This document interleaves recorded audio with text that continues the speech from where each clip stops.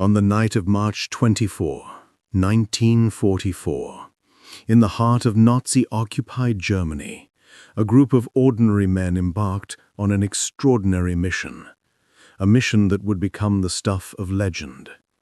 This was not just a daring escape, but a testament to human resilience, ingenuity, and courage. It was the Great Escape, the escape that would etch itself into the annals of World War II history. The POW camp was called Stalag XIII-C, located in the rural town of Hammelburg. Thousands of Allied soldiers, captured during the relentless German advances, were imprisoned here. Among them were hundreds of British, American, and other Allied soldiers, each clinging to the hope of one day regaining their freedom.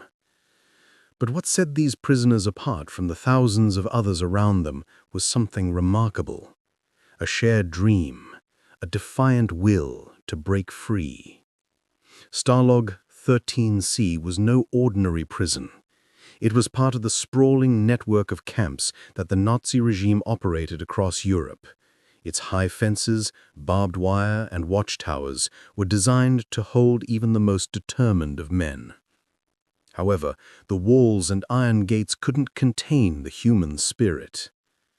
The camp housed a diverse group of men, soldiers, airmen, and sailors from all corners of the Allied forces.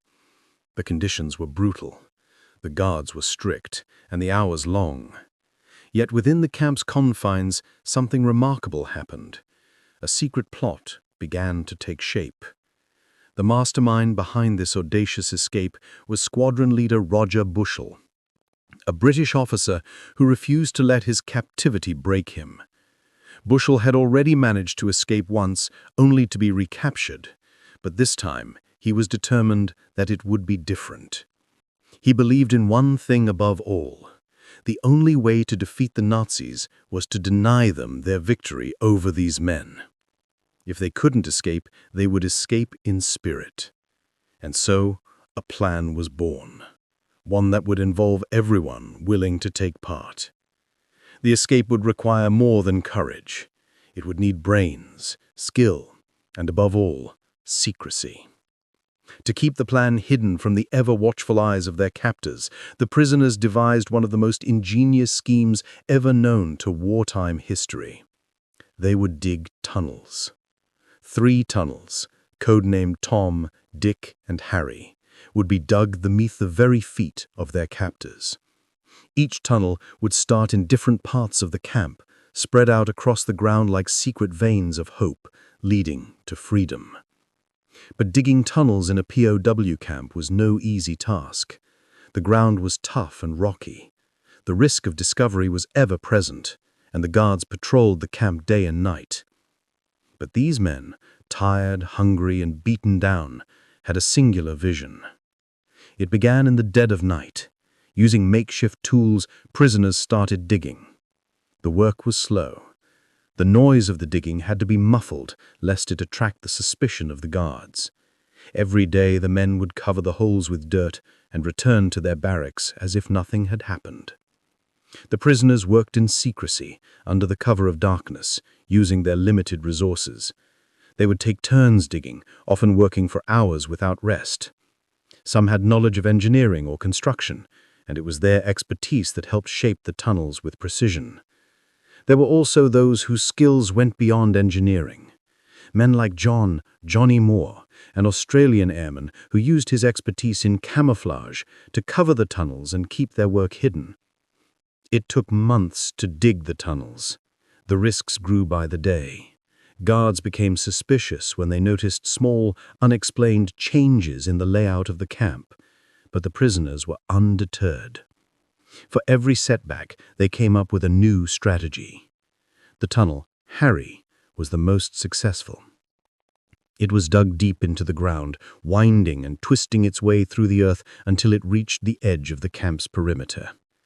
But it wasn't just the digging that was remarkable. It was the sheer ingenuity that the men displayed. They needed more than just dirt and sweat. They had to create a sophisticated system of ventilation. Using old cans, they built makeshift fans that would circulate air through the tunnel. They fashioned tools from scrap materials, cutting tools from old shovels, drills from nails and metal pipes, and even lights from spare electrical parts. And then there was the forging of civilian clothes and official documents to enable their escape. Some would pose as civilians, others as workers, while the forged documents would act as their tickets to freedom. But time was running out.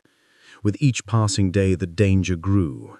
The Nazis were getting closer to discovering the prisoner's secret. The night arrived, March 24, 1944.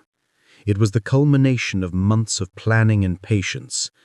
As the men prepared for the escape, their hearts beat faster, their senses heightened. They knew that if they were discovered, the consequences would be severe. Many of them would be executed. The first wave of escapees began to move. They crawled through Harry, making their way toward freedom.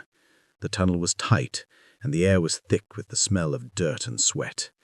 Every man knew that there was no turning back once they entered the tunnel. As they emerged on the other side, the world outside seemed impossibly close. But there was still one challenge ahead. The perimeter of the camp, guarded heavily and surrounded by barbed wire. Yet the men moved swiftly, keeping to the shadows, each step carrying them closer to the promise of freedom. But not all would make it. The German guards were on high alert, and within hours many of the escapees were caught. The escape had been discovered, and a deadly manhunt began. Out of the 76 men who escaped that night, only 3 made it to safety. The rest were either captured or killed, some executed by firing squad. The Gestapo ordered swift retribution, and of the 50 who were recaptured, 23 were executed. An unimaginable price to pay for the audacity of hope. Despite the failure of the escape, the act itself became legendary. It was a triumph of human will over oppression.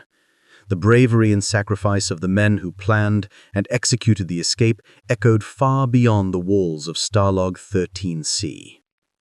The Great Escape, though a military failure, was a moral victory. It inspired millions around the world, showing them that even in the darkest of times, hope, courage, and the human spirit could never be defeated. The story of those men lives on, not as a story of defeat, but as one of defiance, resilience, and unyielding determination. As for the men who survived, they became symbols of the unbreakable will to live and the courage to defy tyranny.